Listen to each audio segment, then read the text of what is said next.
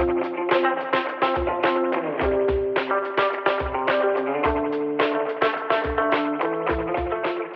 I'm Josh, and this is What's for Dinner Dad. Today, we're going to make one of the best comfort foods I think that there is. It's braised short ribs. Braising is a technique where we sear some meat and then cook it in liquid for a long time over very low heat. And it becomes basically fall off the bone tender. And short ribs are absolutely one of the most beautiful cuts of meat you can have to braise because of their rich marbling. They are just delicious. This is going to come out really great. We'll have a wonderful sauce to go with it. And we'll serve it over some egg noodles. Like I said, ultimate comfort food. I hope you enjoy. So to start off, get some kosher salt, and you'll need 2 to 3 pounds of short ribs. I had 2 packages that I picked up at my grocery store. I've got them on a baking sheet with heavy aluminum foil, and I am seasoning them very generously on all sides. Make sure that you take the time to really get every single side, including the ends, just like I'm doing here.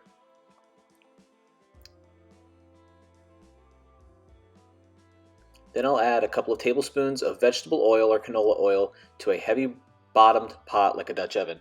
Then one at a time, I'll place about half of my short ribs in so that they can brown. You want to let them cook for somewhere between 3 to 5 minutes aside. Go ahead and press them in like I am here so you can make sure that the skin gets full contact with that browning or with the bottom of the pan. And when they've got some browning that looks like that, flip them over to the next side and let them brown again. You probably won't need quite as much time because the pan will probably be a little bit hotter. Now to build the flavors for our braising liquid, you're going to need 2 stalks of celery cut into nice chunks like this, 2 medium carrots, and 1 onion. I am just going to cut it into eighths, so in half again, and in half one more time. And then 2 cloves of garlic that I'll just smash and peel, but I'm not going to worry about breaking it down any further than that.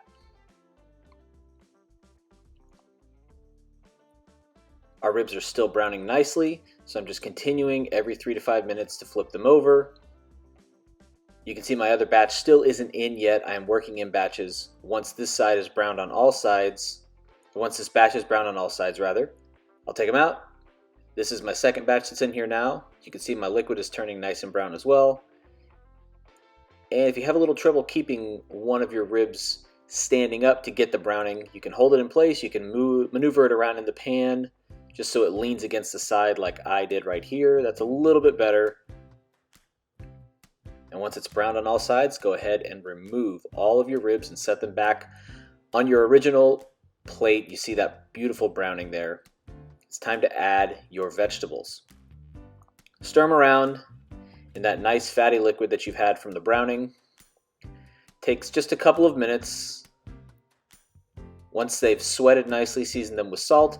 Add a couple of tablespoons of tomato paste. Stir that around until you've got a nice bright red-yellow color. And then deglaze your pan with a cup of red wine.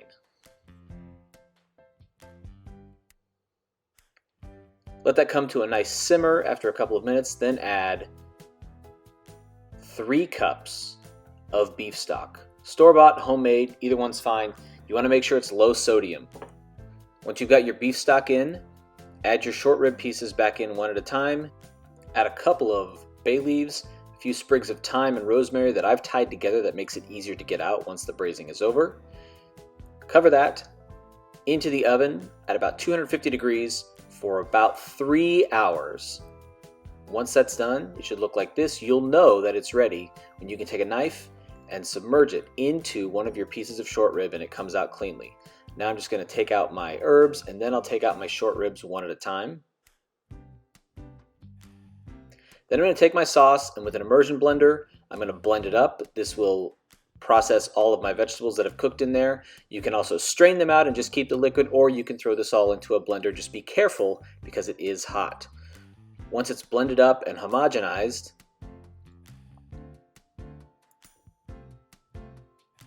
I'll set it back on the stove just like that. And I'm going to let it reduce. Meanwhile, I'll start to take apart my short ribs. I'm going to pull out the bones first.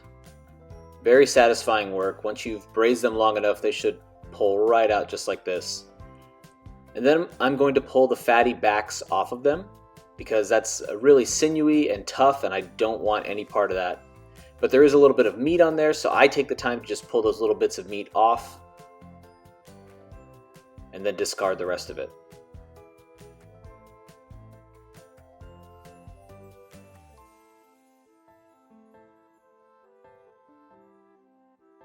Look around, make sure that I've got everything looking the way I wanted. Excellent, and now I can go ahead and shred this. Meanwhile, it looks like my sauce has reduced down. You see it's getting a nice rich dark color. It coats the back of the spoon. I'm going to give it a taste just to make sure that the flavor is where I want it as far as salt. And then I can plate this over some egg noodles. Cook those egg noodles according to the package directions and then put some in a bowl. Add some meat and then get a bit of the sauce by itself. Spoon it over. And there you have it, our braised short ribs. We took the short ribs and seared them over some high heat. Then we cooked them low and slow in red wine and beef stock. They came out just absolutely delicious. We're gonna have a taste here with them served over the egg noodles and that really rich sauce that we reduced down. It's absolutely one of the best comfort foods. Enjoy.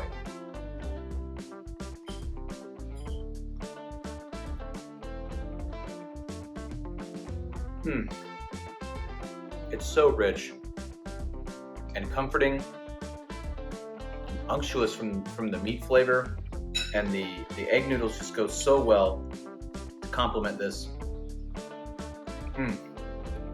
It's absolutely delicious.